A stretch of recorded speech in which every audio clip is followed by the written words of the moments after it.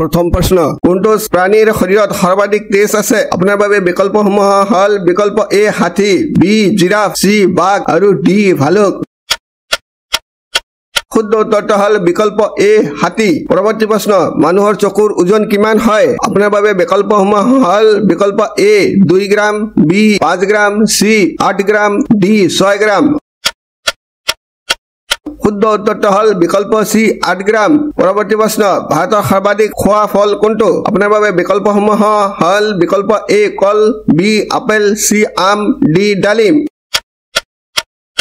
শুদ্ধ উত্তৰটো হল বিকল্প এ কল পৰৱৰ্তী প্ৰশ্ন কোনটো জন্তুৱে গাখীৰ আৰু কণী দুয়োটাই দিয়ে আপোনাৰ বাবে বিকল্পসমূহ হল বিকল্প এ কুকুৰা বি শহাপহু সি নিগনি ডি প্লেটিপাছ